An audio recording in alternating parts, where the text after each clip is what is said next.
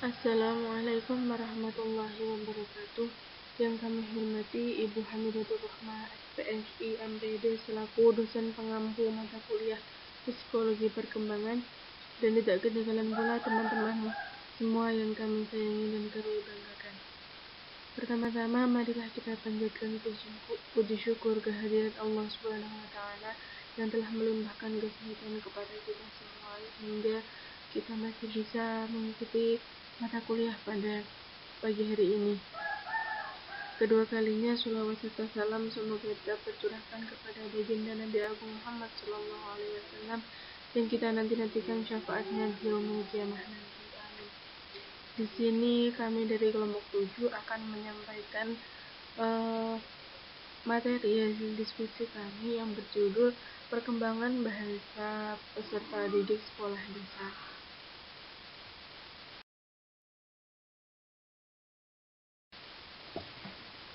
Definisi perkembangan bahasa peserta didik sekolah desa. Bahasa dalam bahasa Inggris yaitu language. Bahasa merupakan kemampuan untuk berkomunikasi dengan orang lain. Bahasa merupakan faktor hakiki yang membedakan manusia dengan hewan. Bahasa erat kaitannya dengan kemampuan berpikir individu. Sementara pengertian perkembangan menurut Syamsul Yusuf dalam bukunya mengartikan perkembangan sebagai perubahan yang progres dan kontinu dalam diri individu dari mulai lahir sampai mati, yang mana aspek-aspek dari perkembangan meliputi fisik, intelijensi, emosi, bahasa, sosial, kepribadian, moral, dan juga kesadaran beragama.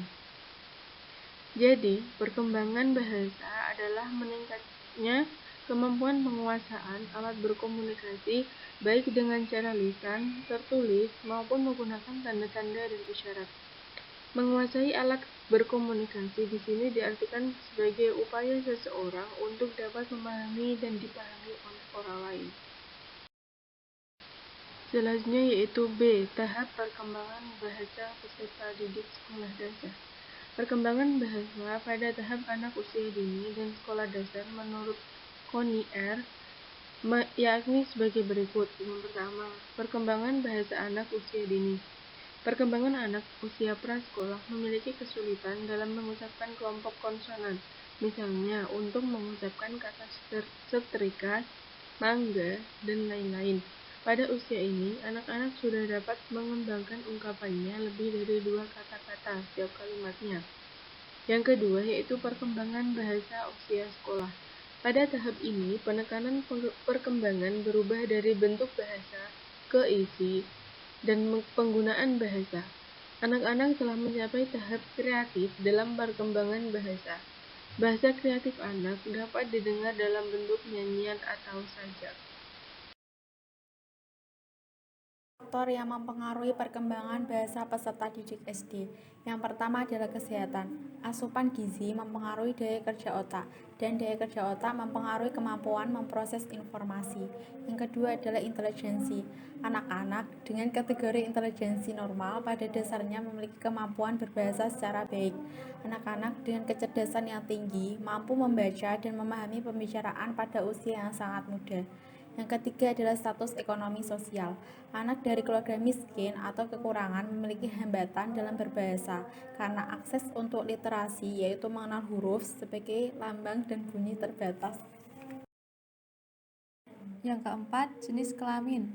Vokalisasi anak perempuan lebih cepat sejak usia 2 tahun. Namun, interaksi di sekolah antara anak perempuan dan laki-laki tanpa membedakan jenis kelamin di sekolah dapat membuat perkembangan bahasa anak perempuan maupun laki-laki berkembang dengan optimal. Yang kelima adalah hubungan keluarga. Pola asuh keluarga yang demokratis dan autoritatif yang memandang dan menempatkan anak sebagai bagian dari keluarga membuat anak belajar. 6. Akses komunikasi. Keterbukaan dan dukungan untuk bergaul dengan lingkungan sekitar, baik keluarga inti, keluarga besar, masyarakat, institusi, atau lembaga pendidikan maupun media komunikasi mendorong kemampuan berbahasa anak berkembang dengan optimal. Dan terakhir adalah metode pelatihan anak. Anak-anak yang dilatih secara otoriter yang menekankan bahwa anak harus dilihat dan didengar merupakan hambatan belajar. Sedangkan pelatihan yang memberikan keleluasaan dan demokratis akan mendorong anak untuk belajar. Selanjutnya, pengaruh kemampuan berbahasa terhadap kemampuan berpikir dan kesiapan belajar bagi peserta didik sekolah dasar. Tingkat kemampuan berpikir sangat berpengaruh terhadap kemampuan berbahasa.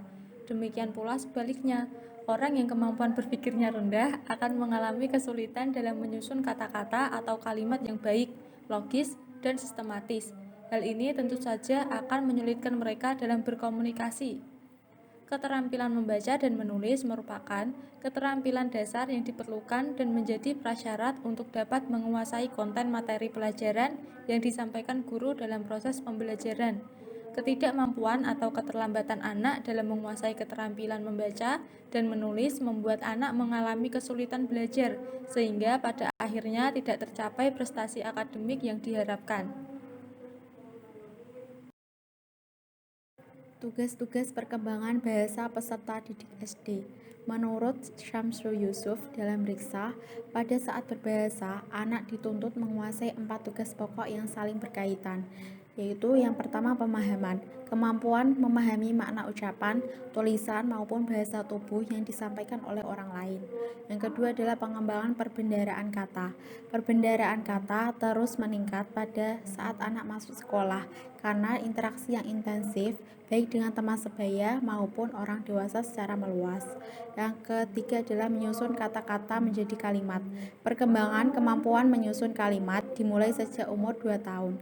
Dimulai dengan kalimat satu kata tunggal sebagai objek. Misalnya, minum yang dimaksud dengan saya ingin minum. Yang keempat adalah ucapan. Kemampuan mengucapkan merupakan hasil belajar melalui peniruan berbagai bunyi yang didengar oleh anak dari orang-orang sekelilingnya.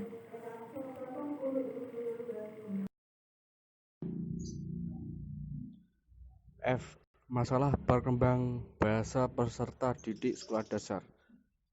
Masalah yang dihadapi anak berkenaan dengan perkembangan bahasa dapat diidentifikasi dalam 3 kelompok menurut UC Riksa, yaitu yang pertama, tidak atau kurang menguasai keterampilan berbahasa. Permasalahannya meliputi kelambanan dalam mengenal dan mengingat huruf, sedikitnya kosakata yang dimiliki, kelambanan memahami bunyi, ketidakmampuan mengucapkan atau melafalkan huruf. B. Hambatan komunikasi. Komunikasi yang dilakukan seringkali menghadapi hambatan sehingga komunikasi tidak lancar. C. Penggunaan bahasa kedua. Sekolah sebagai lembaga pendidikan formal menuntut anak mempergunakan bahasa Indonesia sebagai bahasa pengantar sehari-hari.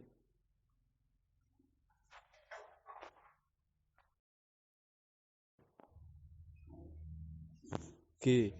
Implikasi perkembangan bahasa peserta didik SD dalam pembelajaran.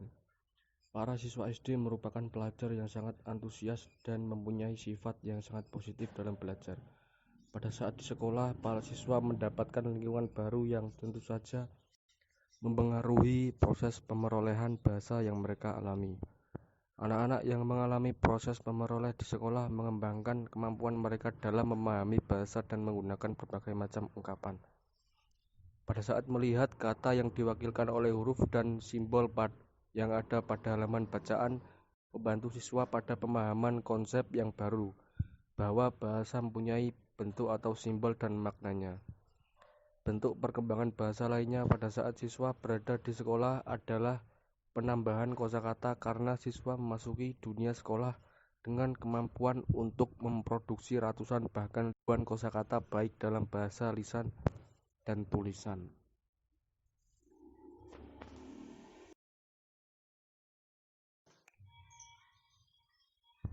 Terima kasih.